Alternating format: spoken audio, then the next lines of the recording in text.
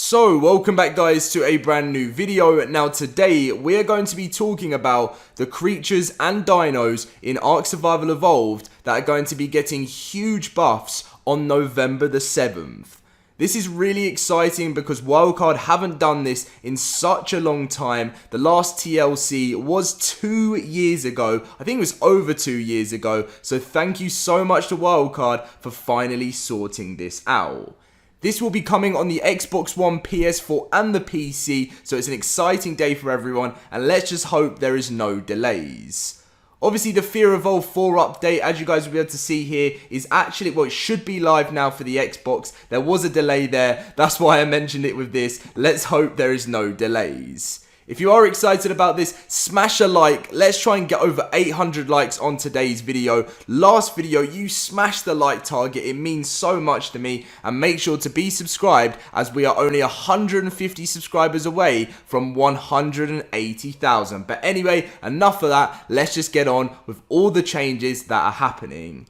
So you may have seen in some other videos that insects and creatures are now going to be breedable in ARK. And these are the new ones that can now be bred. The spider, the onyx, the moth, the scorpion, the arthropleura, the mantis, and the mighty wyverns. Now these are all the changes, obviously, with egg hatching and maturation time. Why do I keep saying that? Maturation times. I said that wrong in my last video. So obviously the first one is egg hatch. So for the spider is 1 hour and 25 minutes, which matches the patchy. Then obviously it's for, I was about to say maturation again. Maturation time, 1 day, 1 hour and 1 minute, which matches the Dimorphodon. And then obviously for the bat, 3 hours 58 minutes, which matches the Procoptodon, and 1 day, 4 hours 3 minutes, which matches the penguins. Moth, which is 1 hour and 30 minutes, which matches the penguin as well, and the obviously as well it's 1 day, 6 hours 51 minutes, which matches the pegos. Scorpions, 1 hour 59 minutes, which matches the raptor, and 1 day, 13 hours and 12 minutes, which matches the raptor as well. The arthropleura is going to be 2 hours and 29 minutes, which matches the sarco, and it also matches the stego in being 2 days, 3 hours and 26 minutes, as you can see in maturation time. Dom, you can actually say the word. Mantis, 2 hours 46 minutes, matches the stego, and 2 days, 6 hours and 27 minutes, which matches the tape jara. So that's pretty much all of the changes with the new breedable creatures. As you guys can see, all the new babies there, which looks pretty cool indeed. But also, we've got some other TLCs, as mentioned, which isn't just the stego and the mammoth. So anyway, in addition to insect breeding, we went back and showed some love to a few of ARK's well-known inhabitants. So the Giga is getting a reduced... This is actually ridiculous. Maturation time by approximately 50%. The total growth is around about 10 days. Everyone said that I actually got this wrong. I kept calling it the Diplodocus. Didn't mean to say Diplodocus in the last video. Sorry about that. But anyway, it's increased base health by 33% from 190 to 250.3. And it's increased movement speed when ridden by 25%. The Thyla has added a slow draining bleed to its basic attack. The giant turtle is reduced depth requirement for breeding so that it can be bred on other maps. The wyverns are obviously now breedable, but the zombie wyverns cannot be bred, and has a slight stat rebalance now that they are breedable to bring them in line with crystal wyverns. The Megalodon has actually got quite a big buff in the new update. Obviously, it's reduced aging times to match the giant turtle. The pack bonus, they've now got a pack bonus, which is an update, which is damage reduction and damage increase per pack member with range, within range. And it's also added a bleed to its basic attack when you get bitten. The Jerboa increased base weight capacity from 55 to 120, which matches the Bulb Dog. The Anki increased metal weight reduction by 10% from total reduction of 75% to 85%.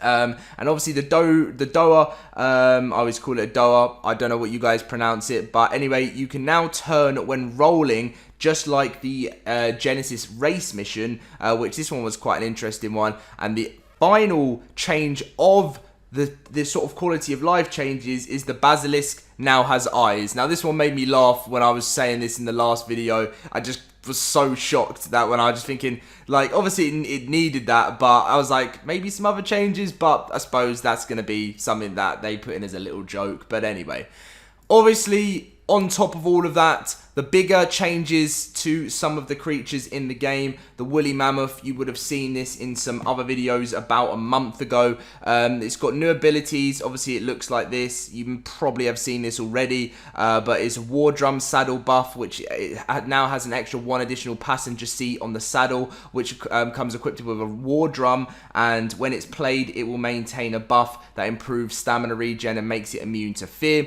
The new attacks is the tusk sweep.